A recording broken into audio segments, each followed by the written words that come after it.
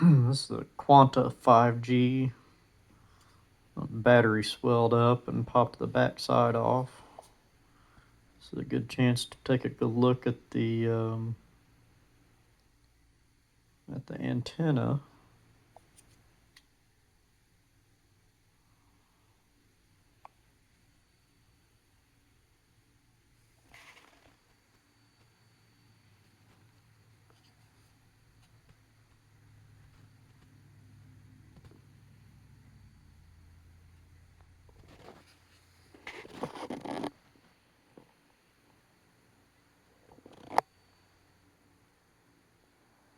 Wonder how a guy could modify this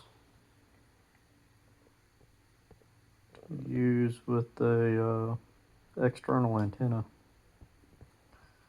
Right here is where the battery connects.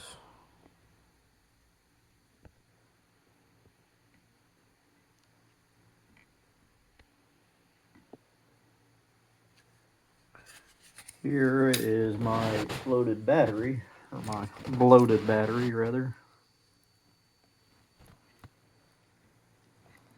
I just got authorization from T-Mobile to send this separately. And thank goodness, because I really didn't want to send this through the mail and have it set fire to the local post office.